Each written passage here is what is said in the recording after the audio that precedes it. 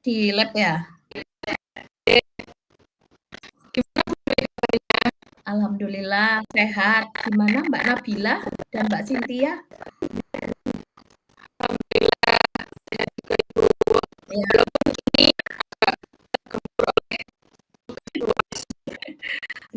Nggak prokrastinasi kan?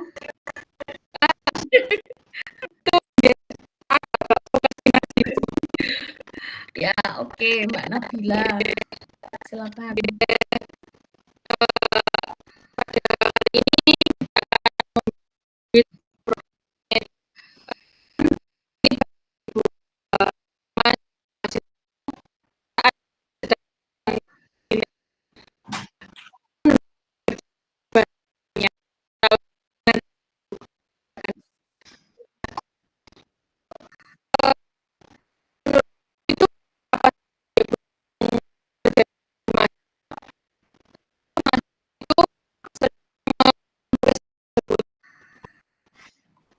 Kalau prokrastinasi ini kan mungkin kalau bisa di-googling secara cepat ya, itu penundaan. Yang kita sorot di sini kan prokrastinasi akademik ya yang banyak dirasakan oleh mahasiswa, walaupun banyak sekali secara mayoritas mahasiswa nggak peka bahwa sekarang dia itu lagi procrastinate. Tadi faktor apa saja yang menyebabkan prokrastinasi adalah sebenarnya cara berpikir salah satunya. Mahasiswa yang mengalami prokrastinasi biasanya itu bingung untuk memulai tugas. Kemudian jangan salah, orang yang prokrastinasi itu biasanya juga yang malah perfeksionis. Karena dia sangat perfeksionis, akhirnya dia malah tidak memulai-mulai pekerjaannya. Kemudian dia sangat identik dengan kemampuan untuk meregulasi emosi. Orang yang prokrastinasi itu terkadang tidak mampu untuk mengatur emosinya. Biasanya dia mengalami emosi negatif seperti cenderung takut gagal, takut dinilai, bosan terhadap tugas. Nah, kalau ada emosi-emosi negatif sedangkan dia tidak mampu meregulasi, maka itu dia menjadi seorang yang prokrastinasi. Kemudian selain itu orang yang prokrastinasi itu kemampuan SRL atau self regulated learning atau kemampuan untuk belajar mandiri itu sangat minim, lemah dalam pengaturan tujuan belajar, manajemen untuk belajar juga sangat lemah, monitoring dan evaluasi diri yang belum optimal. Mungkin pernah dirasakan ya untuk Mbak Bila atau mungkin Mbak Cynthia yang ada di sini. Dan enggak usah jauh-jauh, saya juga pernah merasakan walaupun dosen ya, pernah merasakan saat S1, S2, mungkin saat S3 ini juga harus pandai-pandai untuk mengatur waktu agar tidak prokrastinasi.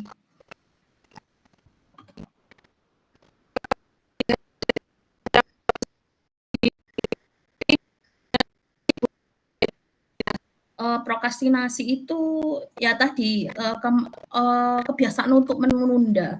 Jadi menunda itu ada banyak ya. Biasanya kalau yang saya tahu, mungkin saya rasakan juga ya ini buka-bukaan.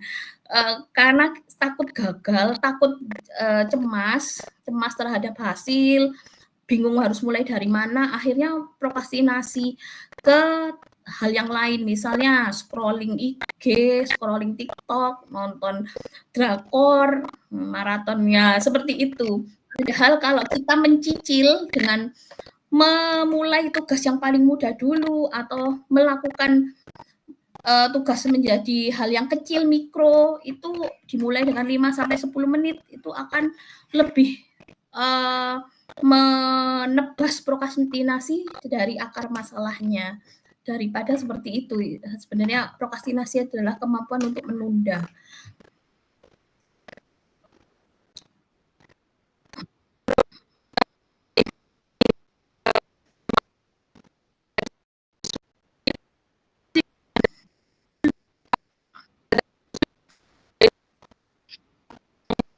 Kalau tanda-tanda ya biasanya kalau secara di kelas itu mahasiswa biasanya memulai tugas itu menunda. Walaupun dia itu sudah paham instruksi, dia menunda untuk memulai tugas. Kemudian selain itu aktivitas kelas pasif di awal, kemudian saat di akhir dia mulai mendadak aktif, pasif di awal. Jadi di akhir dia bingung, cemas, "Waduh, kenapa ya aku waktu di awal-awal pertemuan kok nggak menjadi aktif, kok cuma gini-gini aja." Nah itu, contoh kedua. Kemudian yang ketiga, ketergantungan tinggi pada pengingat eksternal. Cirinya adalah sering bertanya, "Bu, deadline-nya kapan?" Padahal sudah dituliskan di WA group, sudah ada Word-nya, tapi mesti bertanya seperti itu, berharap mungkin diundur dan dengan melihat atau bertanya deadline, dia setidaknya, masih kurang 7 hari lagi. Setelah itu, "Oh, masih kurang 4 hari lagi. Oh, masih kurang 3 hari lagi." Dan ternyata, wah, kurang 1 hari. Nah, seperti itu. Dan kemudian kualitas tugas tidak konsisten dengan kemampuan lisan. Walaupun dia kalau secara lisan pintar untuk menjelaskan, tapi kalau secara tulisan dia berantakan, tidak mampu menjelaskan konsep dengan baik, tidak apa namanya sangat dangkal, tidak terstruktur, dan terlihat kalau tulisannya atau artikelnya atau papernya itu dikerjakan secara mendadak. Gitu, Mbak.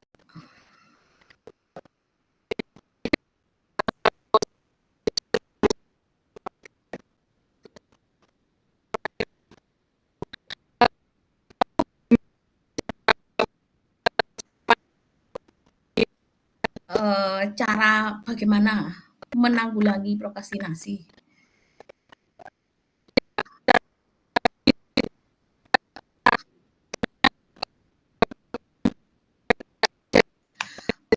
Yang pertama adalah mungkin kita sebagai mahasiswa saat ada kelas awal, misal ada mata kuliah nih, contohnya yang saya ajar mata kuliah perkembangan anak usia dini. Itu yang saat pertemuan awal, dosen pasti akan menceritakan kontrak kuliahnya seperti apa, memberikan RPS-nya seperti apa, dan di situ mahasiswa diminta untuk benar-benar mendengarkan tujuan perkuliahan. Kalau kita fokus atau konsen dengan tujuan perkuliahan, kita akan semakin mampu untuk building atau membangun bayangan kita terhadap rencana kita selanjutnya. Misalnya judul proposal atau judul skripsi.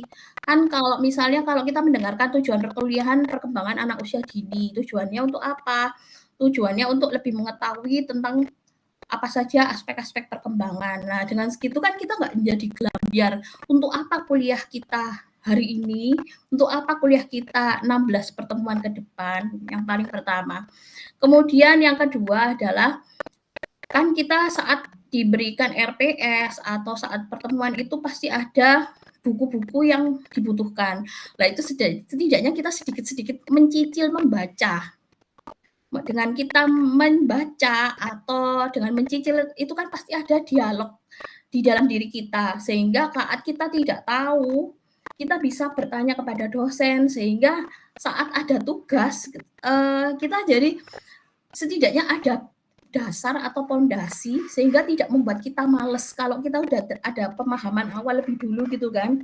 Kemudian yang ketiga adalah mengerjakan 5-10 menit tugas yang paling mudah.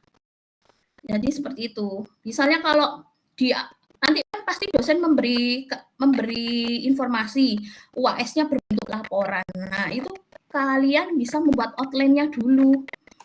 Apa yang harus dilakukan itu agar tidak prokas tiba-tiba harus membuat laporan 15 halaman. Nah, itu kan membuat prokrastinasi kan.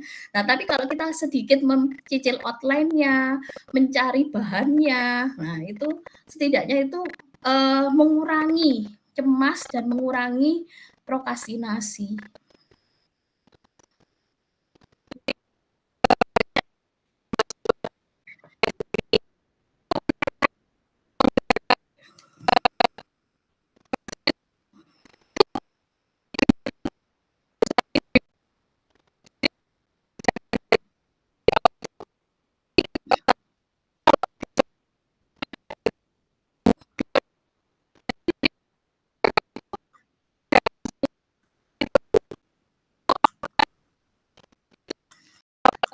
Ya itu pertanyaannya bagus ya. Entah kenapa ya Bu, kalau saya mengerjakan SKS itu idenya itu lebih banyak mengalir daripada saya mencicil jauh-jauh hari.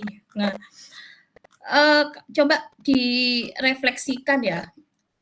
Kalau saat kamu mengerjakan mepet-mepet deadline, itu kan otak itu membuat mode siaga atau arousal sehingga kamu lebih konsentrasi dan fokus, ya nggak? Iya kan? Daripada kamu jauh-jauh hari.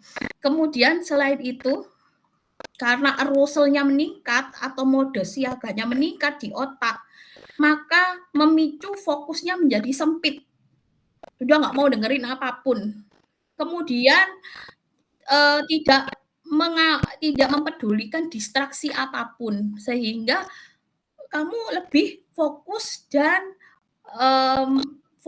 mode siaga, lebih mengerjakan. Nah, dengan seperti itu, apakah itu bagus apa tidak? Terkadang memang itu bisa menyelamatkan, tapi kalau itu dilakukan terus-menerus dan menjadi kemampuanmu untuk bertahan, nah itu yang patut untuk menjadikan stabilo atau fokus khusus, karena semakin kamu melakukan seperti itu, kamu akan meningkatkan kecemasan.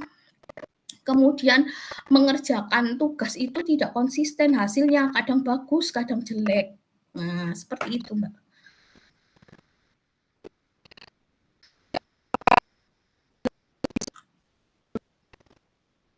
Bisa.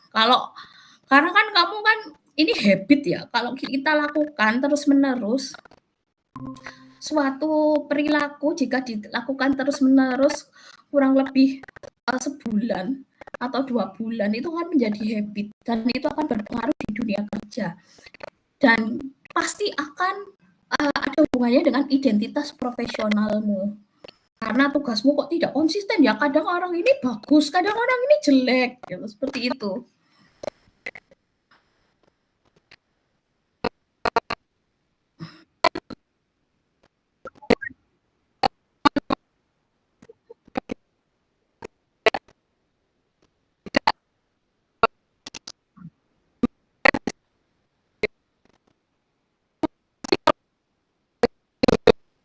Nah,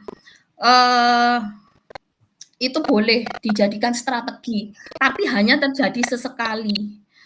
Tapi yang kedua, mahasiswa harus tetap memahami materi, kemudian kalian juga harus menjaga kualitas bahwa tugas itu harus stabil dan tidak disertai stres berlebihan. Tapi kalau pola SKS itu menjadi tidak sehat, itu kalau terjadi pada semua tugas. Kemudian kamu selalu panik dan kelelahan, hasil naik turun, kemudian muncul kepercayaan, aku cuma bisa kerja kalau tertekan. Nah, itu hati-hati. Itu jadi tidak sehat kalau ada kepercayaan seperti itu dan terjadi di setiap tugasnya. Kemudian apa yang perlu dilakukan itu tadi, kita harus menyisihkan waktu 5 sampai 10 menit untuk mengerjakan tugas. Kemudian memilih atau membuat tugas ini menjadi sesuatu yang mikro, yang paling mudah dilakukan, kemudian yang paling kecil dilakukan, yang seperti dijelaskan Bu Dwi. Pasti kan dosen akan memberitahu kalau misalnya tugas akhir adalah laporan hasil perkembangan anak.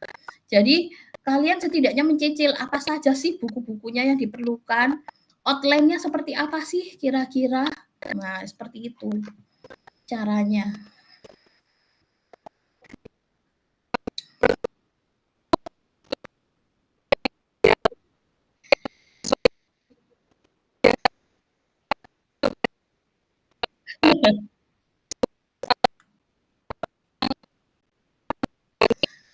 Sebenarnya kalau dilihat secara kertas ya, kurikulum kita yang dilakukan oleh kampus itu sudah bagus kalau di kertas.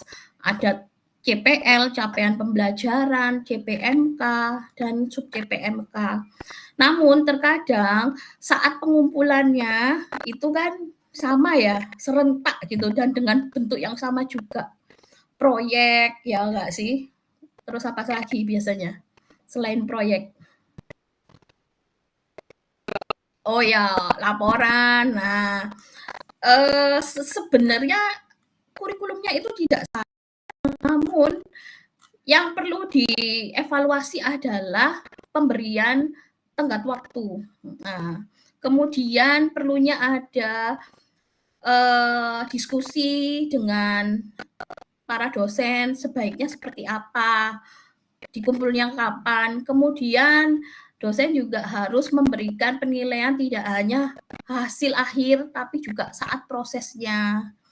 Nah, itu yang ideal. Kemudian adanya feedback feedback yang membangun. Misalnya memang kalau di tengah-tengah itu ada salahan di dalam pengerjaannya, itu setidaknya ada feedback apa yang perlu diperbaiki. Jadi eh, yang dinilai bukan hasil akhirnya, tapi prosesnya.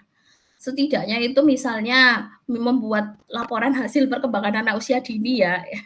Ini itu mungkin ada feedbacknya per 6 bulan, satu TS atau satu UAS. Kemudian yang salah apa, nah itu seperti itu. Itu sih idealnya.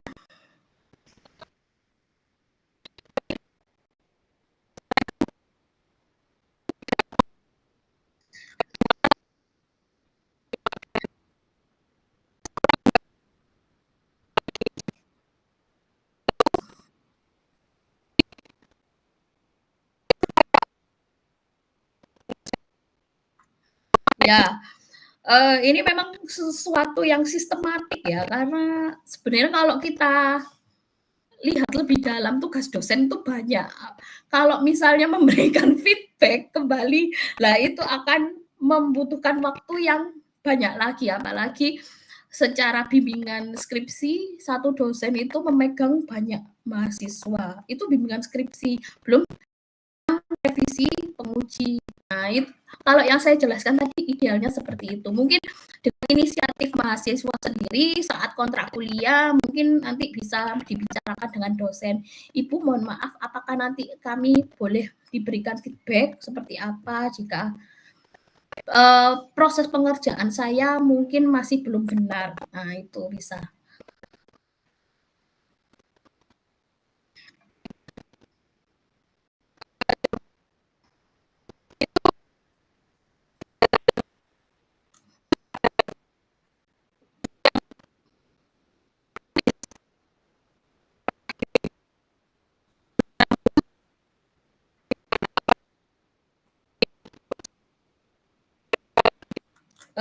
Kalau ada pengenangan khusus ya jelas kalau dari sisi eksternalnya adalah konseling akademik. Tapi yang paling banyak faktornya untuk menangani prokrastinasi adalah dari diri sendiri. Yaitu maka dari itu dengan adanya podcast kita ini setidaknya tahu sosialisasi bentuk prokrastinasi itu seperti apa dan cara menanggulanginya seperti apa. Prokrastinasi yang kronis adalah semua tugas yang dikerjakan itu ditunda, bahkan ada yang tidak dikerjakan sama sekali. Dan efeknya sangat jangka panjang di mana bisa pengerjaan skripsi, bisa sampai 12 atau 14 semester, atau bahkan di dunia kerja. Misalnya tidak berani mengambil keputusan, kemudian tidak berani menyusun jadwal proyek dengan deadline, contohnya seperti itu.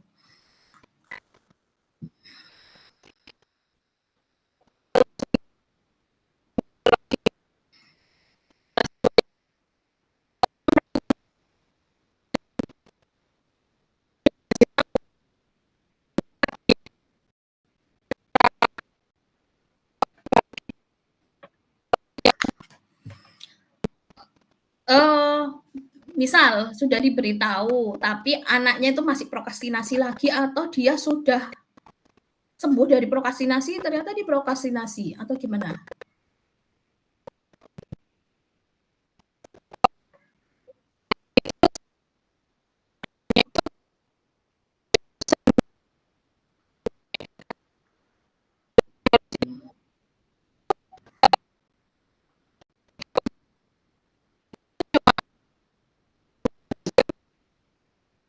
Oke, ini ada masa relapse ya, kalau di dalam psikologi itu ada masa, kembali ke gejala awal ya. Jadi terkadang yang sudah kita lakukan, misalnya kita ingin berubah, kita kembali kepada habit sebelumnya. Itu sebenarnya kalau secara psikologis memang ada kewajaran ya, tapi kembali ke diri individu itu. Kalau misalnya dia merasa dengan dia melakukan prokrastinasi ini semuanya berantakan, tugasnya itu tidak selesai, dijauhi teman karena males kerja kelompok, toh karena sama anak itu ternyata tidak dikerjakan. Nah, itu kan sudah gejala bermasalah sekali ya. Tapi kalau misalnya dia mulai sadar dan ingin memperbaiki diri, nah itu setidaknya itu bagus dan dia perlu sekali sadar dan evaluasi dalam dirinya. Gimana pun apa yang dirasakan oleh diri itu 90% itu motivasi internal yang paling penting. 10%-nya adalah motivasi eksternal, bagaimanapun. Dari diri sendiri dulu.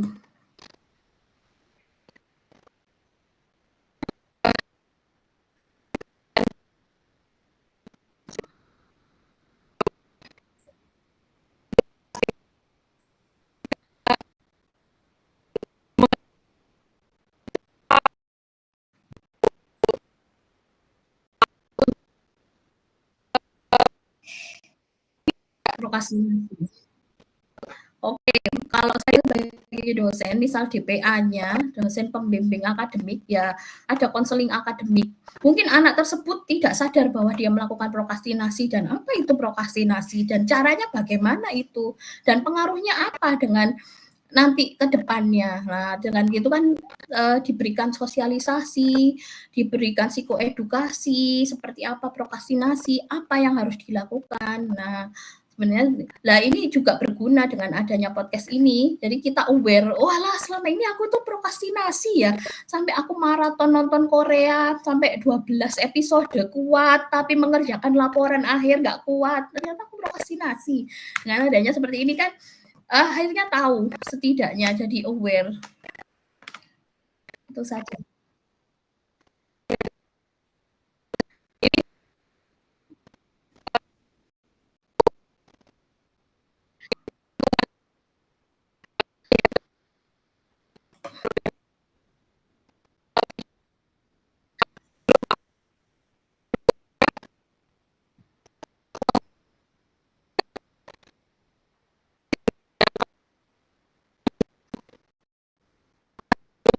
Sebenarnya itu bukan karena lingkungan eksternal ya, tapi itu sebenarnya dari diri sendiri. Tapi dengan dia melakukan itu, dia cuma mencari validasi saja. Seperti itu, Mbak. Kalau dari saya itu sebenarnya semua balik ke diri. Kalau dia melakukan itu karena rasa oh lingkunganku loh masih kayak gini, itu cuma cari validasi, cari aman.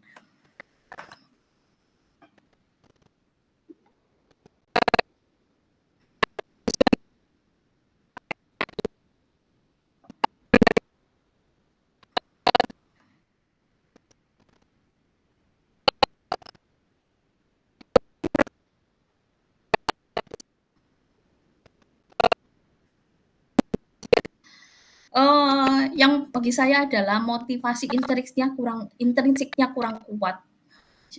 Jadi kalau dia kembali lagi itu karena motivasi dalam dirinya masih kurang kuat. Jadi dia masih belum besar dorongan untuk merubah diri.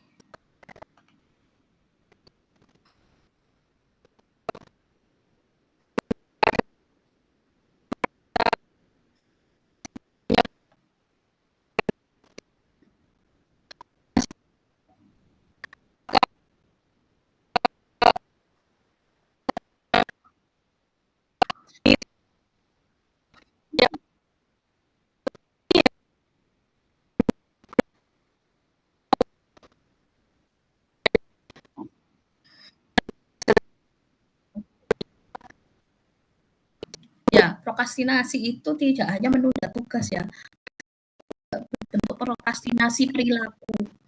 Maksudnya itu seperti apa, Bu? Maksudnya seperti ini, dia sudah tahu kalau dia tidak paham ya. Tapi kenapa dia tidak bertanya kepada dosennya atau kepada PJ-nya? Nah, dia itu namanya prokrastinasi perilaku ya. Jadi sehingga nanti saja, nanti tunggu temanku aja mengerjakan, aku takut salah. Nah, padahal dengan dia menunda untuk bertanya itu sudah termasuk prokrastinasi.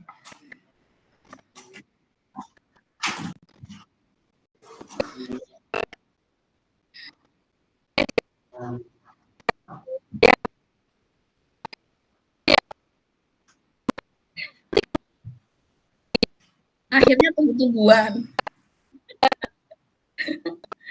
Nah, ini oke, ya silakan Mbak Bila.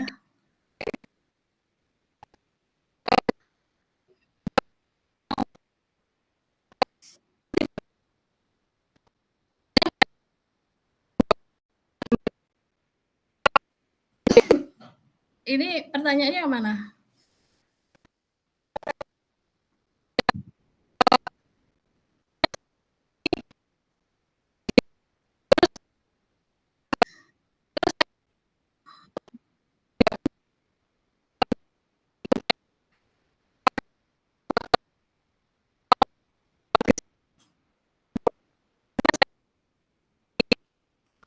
Oke, sebenarnya manusia adalah makhluk sosial ya, bagaimanapun butuh untuk interaksi sosial dengan orang lain. Misal alasannya karena dia tidak punya teman, itu tadi kembali, prokrastinasi itu tidak hanya menunda tugas atau menunda mengerjakan, tapi menunda untuk bertanya, itu juga termasuk prokrastinasi berbentuk perilaku. Ya.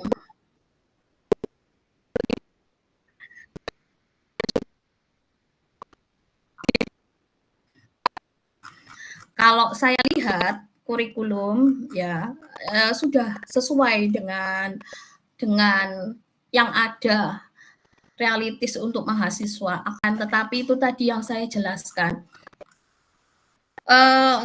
Saat pengumpulan tugas itu juga perlu diperhatikan. Kemudian proses menilai tidak hanya menilai dari hasil akhir, tapi juga secara proses. Sehingga yang perlu disesuaikan agar tidak menjadi prokrastinasi sistemik, ini kita harus membicarakan dengan sesama dosen bagaimana ritme tugasnya yang bagus itu seperti apa.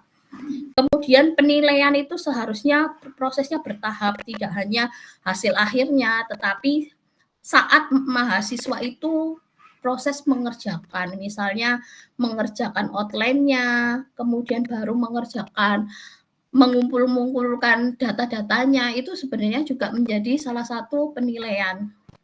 Kemudian yang perlu dilakukan oleh dosen adalah koordinasi antar mata kuliah dan kejelasan prioritas kognitif. Kalau menurut saya seperti itu.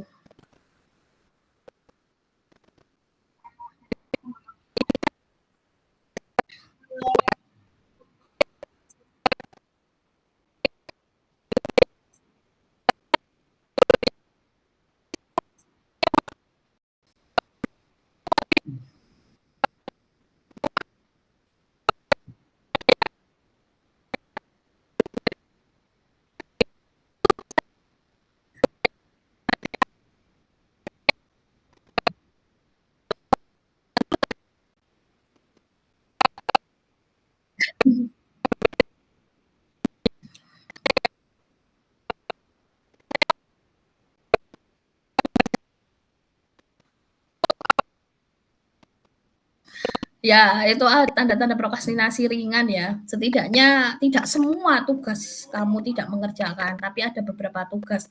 Nah, apa yang harus saya lakukan, Bu? Misal ada tugas metode penelitian kualitatif.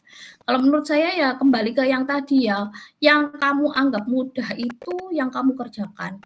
Dan dicicil 5 sampai 10 menit. Tidak harus langsung 1 jam kamu mengerjakan laporan penelitian kualitatif, tapi dicicil. Kalau ini minggu UAS ya nggak mungkin 5 sampai 10 menit ya, sudah terlambat, seharusnya sebelum-sebelumnya ya kan. Ya kalau bisa itu 30 menit. Nah, kamu scrolling IG atau TikTok kuatkan 30 menit setidaknya dengan mengerjakan penelitian kualitatif 30 menit ini kuat. Misalnya jangka waktu pengumpulan kualitatif itu kurang 7 hari. Nah, setiap hari dicicil 30 menit itu sepertinya dirasa cukup.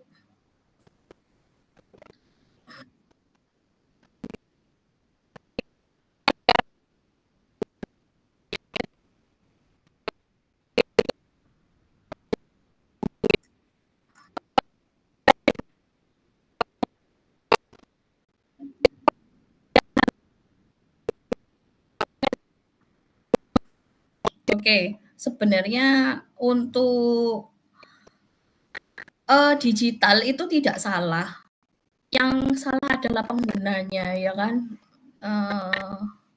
Digital itu bukan yang membuat yang meningkatkan prokrastinasi, tapi penggunanya ini yang mencari atau validasi bahwa TikTok atau IG itu yang salah. Jadi kembali lagi ke motivasi internal mahasiswa, apakah dia ingin bangkit dari prokrastinasi ini atau dia sebenarnya tetap nyaman dengan prokrastinasi ini.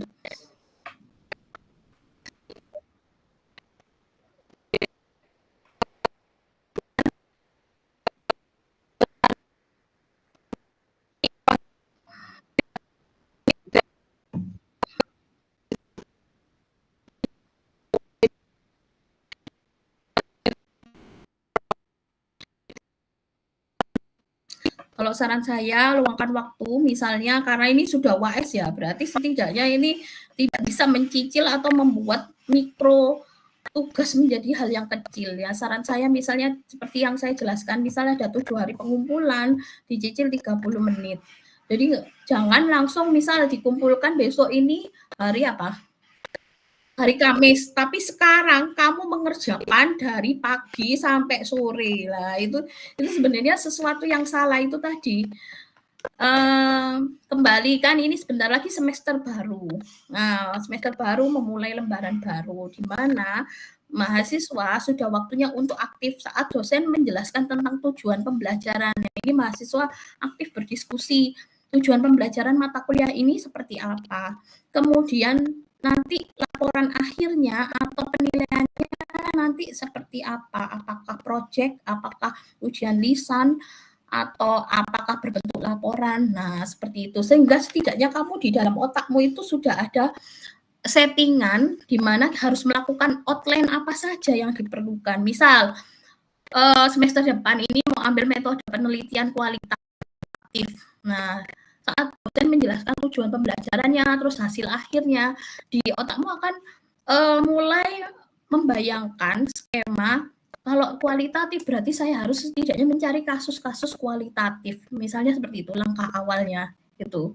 Jangan menunda-nunda nanti aja saat mau UAS aku tak mau nyari fenomena kualitatifnya, studi kasusnya.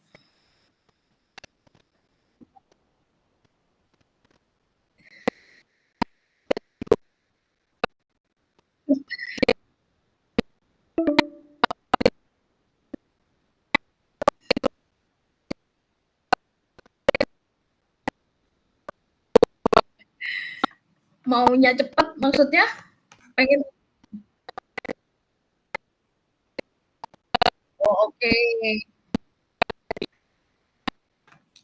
Oke, caranya seperti apa, Bu? Itu tadi cara langkahnya untuk strateginya. Saat pertemuan awal, kamu pasti akan diberitahu laporan akhirnya itu berbentuk apa aja. UTS-nya berbentuk apa, UAS-nya berbentuk apa.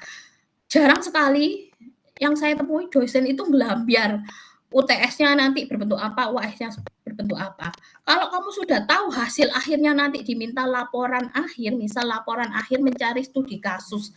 Lah setidaknya kamu mulai mindset-nya apa yang harus saya lakukan ya? Oh, mencari di kasus-kasus di internet atau kasus-kasus di Bangkalan yang berhubungan dengan studi kasus pada anak usia. Nah, dengan begitu kan saat kamu diminta untuk mengerjakan atau mengumpulkan laporan secara mendadak dengan semua mata kuliah, itu kan setidaknya kamu ada persiapan memang dari awal. Nah, mulai dari semester baru ini, mahasiswa mulai aktif untuk mencari tujuan pembelajarannya apa, tiap mata kuliah, hasil akhirnya nanti apa, sehingga nggak langsung saat UAS ini bingung untuk menyusun laporan, proyek, dan lain-lain.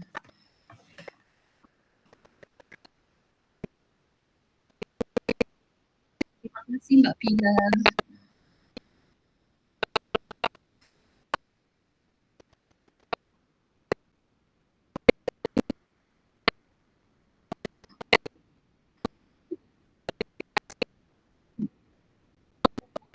Ya, semoga podcast ini bermanfaat dan menjadi evaluasi untuk kita semua, nggak hanya mahasiswa, tapi saya juga sebagai dosen dan sebagai mahasiswa S3, saya mulai untuk mengurangi prokrastinasi dan caranya seperti apa. Nggak hanya saya ngomong, tapi juga saya praktekkan sendiri.